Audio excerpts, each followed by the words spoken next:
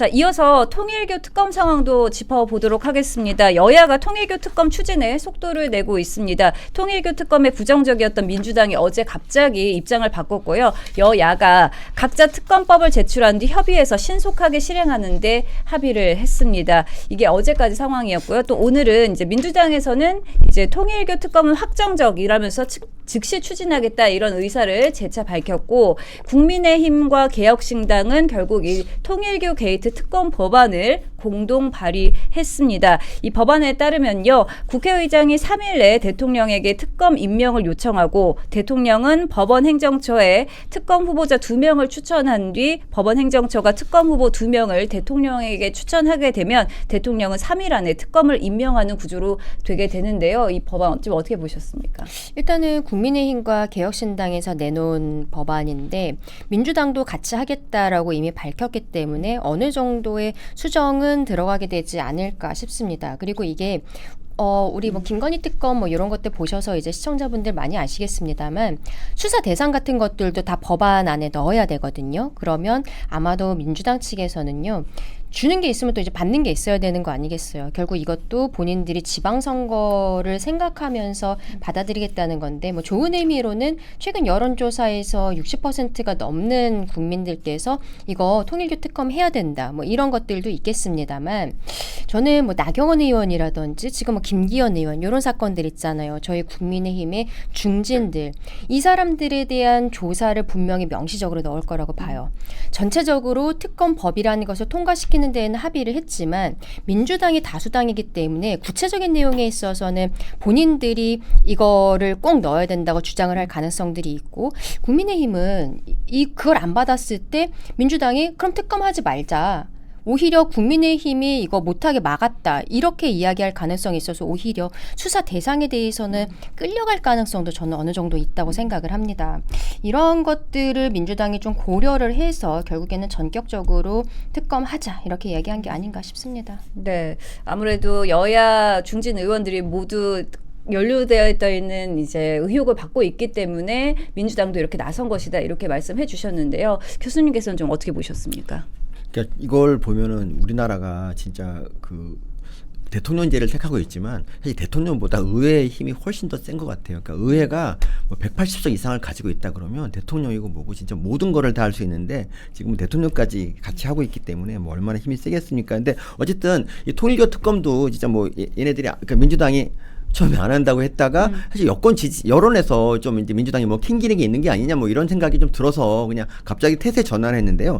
이 태세 전환을 할 때는 뭔가 나름대로 그 뭐 뭉갤 수 있는 그런 장치들을 여러 개 만들어 놨다고 봅니다. 예를 들면 이제 특검은 당연히 이제 뭐 정권을 장악한 반대쪽에서 원래 선정해야 하고 이런 게 해야 되는데, 그러니까 중립적인 분이 특검이 돼야 되는데 그것도 이제 뭐 여당과 야당에서 각각 추천하게끔 한다든가 해가지고 이제 뭐 그것도 좀 문제가 있고, 그리고 다른 절차들 있지 않습니까? 다른 절차들도 뭔가 이렇게 좀 절대 수사를 잘 못하도록, 그러니까 그 보수만 수사하도록 이렇게 만들어놨을 것이고, 제일 문제가 어쨌든 그 통일교 분들이 정말 이재명 정권의 그 협박에 맞서서 그 민주당의 비리를 과연 더 얘기할 수 있을까? 저는 그게 제일 큰 문제라고 봅니다.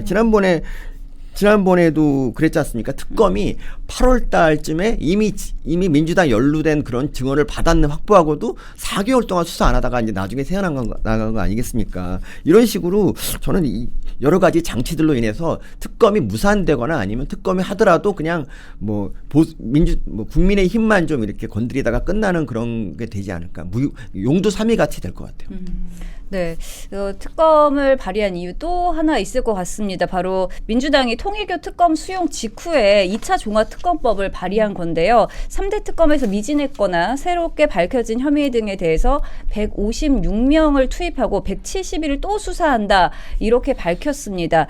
앞서 통일교 특검이 나왔을 때 민주당 정청래 대표는 특검이 만능이냐, 특검 수사 필요가 없다, 이렇게 받아쳤었거든요. 그런데 이렇게 2차 종합특검까지 만드는 데 있어서 통일교 특검을 받는 거 아닌가, 이렇게 이렇게 보기도 하는데 어떻게 보십니까? 그렇죠. 그럴 가능성도 있죠. 통일교 사건에 있어서 이거야말로 오히려 지금 현 권력과도 맞닿아 있는 의혹들이 있는데 지금 뭐 전재수 의원 소환만 되고 있는데 임종성 의원도 이제 곧 소환이 될 거로 보이거든요. 근데 임종성 의원이 7인의 소속인 거잖아요. 그리고 건진법사 재판에서 윤영호 씨의 녹취를 틀었는데 그 과정에서 선거 때 정진상 실장에게 이제 접촉을 하려고 시도하는 이러한 육성이 이미 다 나와서 국민들께서는 이거 그러면 대선 과정에서 국민의힘뿐만이 아니라 민주당에게도 뭐 연결고리 찾고 있었다. 그리고 민주당이랑 문재인 정부 때는 더 친했었다라는 윤영호 씨의 진술이 있기 때문에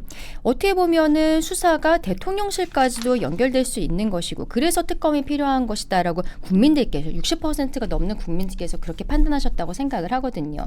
그런데 이제 본인들 입장에서는 그 부분도 굉장히 부담이 되지만 2차 특검을 해야만 계속 이야기하는 내란 프레임 그리고 국민의힘이 윤석열 김건희를 넘어서서 국민의힘 전체적으로 굉장히 타락한 집단이다. 우리 정치계에 있어서 아예 없어져야 될 뭐 이런 집단이다라는 것들을 국민들께 어필을 하고 싶은 이런 마음이 당연히 있지 않겠습니까?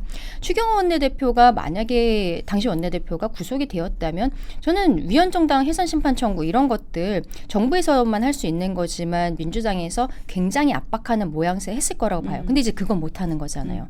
그러면 이제 특검을 끌고 가야 되는데 국민들을 설득할 논리가 좀 떨어지는 거죠. 그러니까 이 통일교 특검을 받으면서 2차 특검을 통해서 2차 특검도 어차피 본인들 입맛에 맞는 사람들로 구성을 할 거고 그리고 계속적으로 브리핑을 시킬 테니까 지금까지 해왔던 것처럼 이런 형태로 하려는 게 아닌가 싶습니다. 네. 특히 또 2차 수사 특검의 대상을 보면요. 14개 항목이고요. 기존의 내란 외환 혐의 사건에 더해서 국가기관과 지자체가 12.3 비상계엄에 동조하거나 계엄 후속 조치를 지시했다는 혐의 사건이 또 포함되게 됩니다. 그동안 여권 일각에서 이제 오세훈 서울시장, 박형준 부산시장 등 국민의힘 소속 지자체장들이 계엄 당시 청사를 폐쇄하는 등 동조했다 이렇게 주장을 해오고 있었는데요. 이를 수사 대상에 넣은 것으로 보입니다. 어떻게 보시나요? 그러니까 지금 뭐 특검이 이제 이게 이게 무슨 특검이죠? 2차 종합특검. 2차 네. 종합특검 이게 이제 통과되면 170일 동안 한다 그러는데 이게 네. 6개월 정도 되잖아요. 그러니까 딱 지방선거까지 그냥 특검으로 가겠다는 너무 딱 속이 보이는 것이고요. 그리고 제가 이제 수사 대상 이거 보다 보니까 잠깐 깜짝 놀란 게 양평 고속도로 김건희 여사가 이제 양평 고속도로를 쉬게 만들었다 이 얘기가 있더라고요. 저는 이게 이해가 안 가는 게 그럼 그동안 김건희 특검이라고 민준기 씨가 한 특검은 대체 뭘 수사했는가? 그러니까 우리가 보통 김건희 특검 할 때는 구찌 무슨 백하고 그리고 양평 고속도로 도이치 주가 주자 이런 거 할 줄 알았는데 그런 거에 대해서는 전혀 안 하고 지금까지 뭐 하다가 이것도 특검 그러니까 저는 이 그 양평 고속도로를 남겨놓은 이유가 이게 뭐 해봤자 별로 나오는 게 없어서 그런 것도 있겠지만 저는 이게 2차 종합특검을 위해서 아마 이거는 미리 빼놓은 게 아닌가 미리 그러니까 1차 할 때부터 이미 이제 2차를 예비하고 계획을 세웠다고 생각합니다. 저는. 5년 내내 할 수도 있겠다라는 생각도 드는 거죠. 어쨌든 대통령이 왜냐하면 또 검찰이 수사를 못하게 내년 1월 내년 한 9월 정도부터는 법인이 발의가 다 돼 있는 거잖아요. 통과가 돼 있는 상황이잖아요.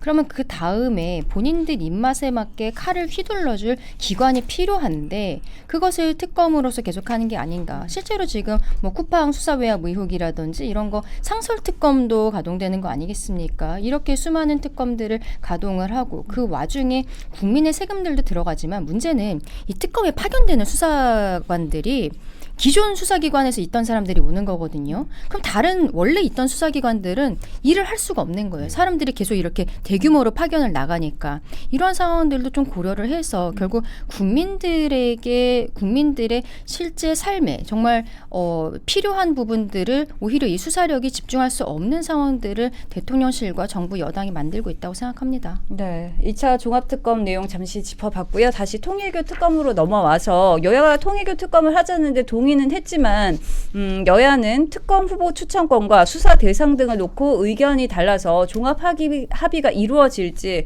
불투명한 상황입니다. 국민의힘에서는 제3자인 대법원 공수처가 2명을 또 민주당은 여야가 각각 1명을 추천하자고 하는 중인데요. 특검 후보 추천권 좀 어떻게 보고 계십니까?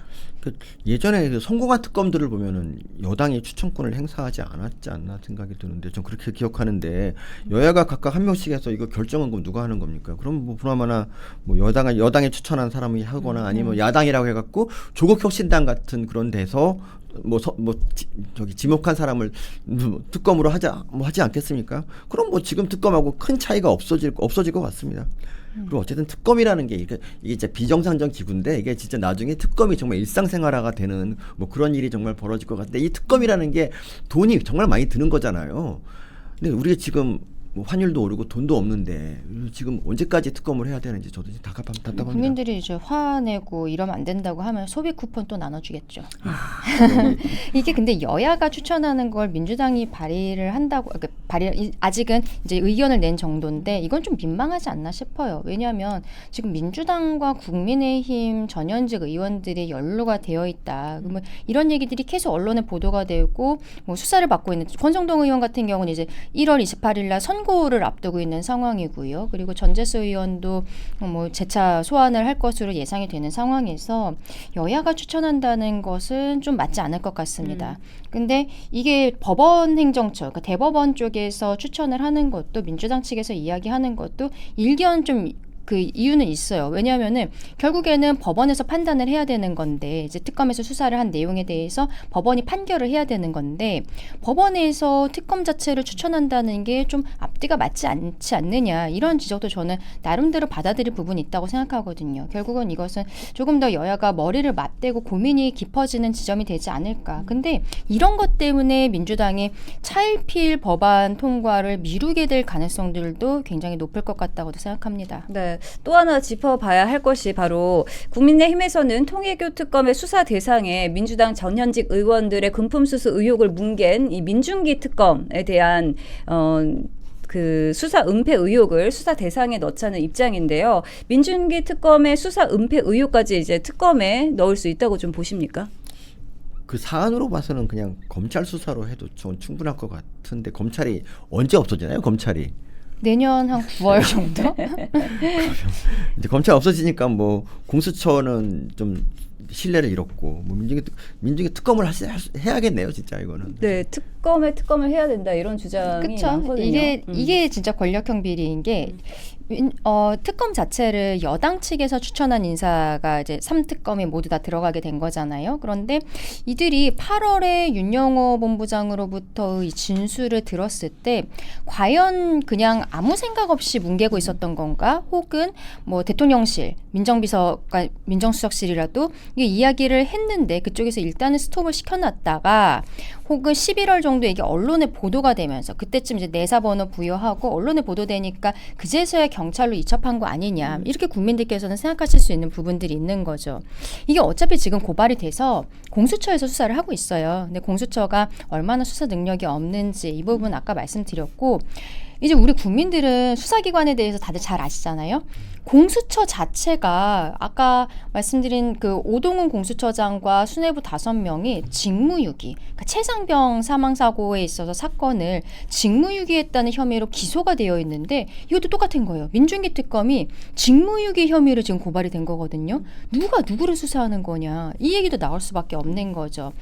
지금 대통령실 그리고 여당과 관련되어 있었을 가능성이 이 특검의 탄생에서부터 있는 부분들이 있고 그리고 지금 공수처가 이것을 수사할 수 있는지 굉장히 의문점이 드는 상황에서 당연히 특검에 넣어야 된다 이렇게 생각합니다. 그 과거에 그 박영수 특검이라고 이제 박근혜 국정농단 수사했던 그분도 지금 구속됐지 않습니까? 그리고 더구나 이것 때문에 구속된 건 아니지만 딸이 화천대유에 있었던 뭐 그런 맞아요. 것도 있었고, 그러니까 저는 특검이라면 최소한 좀 국민 돈 들여서 하는 거면 좀 깨끗하고 중립적인 인사를 좀 해야 됩니다. 근데 민중기 특검 같은 경우는 이미 뭐 우리법 연구회, 인권법 연구회 뭐 이런데 두루 속해 있던 분이기 때문에 일단 출발부터가 중립이 아니었고 거기서부터 민중기 특검의 실패는 예고가 돼 있었죠, 사실은. 그래서 사실 민중기 특검의 그 주식 취득 거죠. 네. 그러니까 김건희 여사와 아예 동일한 주식을 그쵸. 본인도 비상장일 때 샀다가 상장 폐지 직전에 이것을 팔면서 지금 뭐 수천만 원의 이익을 얻었다는 거잖아요. 근데 이게 역대급으로 개미 투자자들에게 손실을 많이 줬었던 주식이기 때문에 이것도 뭐 공소시효 문제가 지금 있기는 합니다만 수사해야 된다. 근데 저희가 개혁신당과 국민의힘이 합의한 내용에서는 일단은 그 통일교 의혹 그리고 민중기 특검의 수사 문계기 의혹 요 두 개를 먼저 한 다음에 나중에 상황이 된다면 이 민중기 개인에 대한 어떠한 주식에 대한 취득 그리고 이게 결국 어디까지 연결이 되냐면 김건희 여사를 기소하는 과정에 있어서 본인과 관련이 있기 때문에 그 혐의점은 뺀 것이 아니냐라는 것까지도 연결되는 거거든요. 그것도 나중에는 하자라고 넣어놨는데 근데 이제 민주당이랑 합의하는 과정에 있어서는 그런 것들은 빠지고 앞서 말씀드린 것처럼 나경원, 김기현 저희 당 중진들에 대한 수사를 더 보강하는 형태로 법안이 들어가게 되진 않을까 좀 우려도 됩니다. 네, 우려를 짚어주셨습니다. 통일교 특검, 2차 종합특검 어떻게 논의가 될지 좀 지켜봐야 할 사항인 것 같습니다.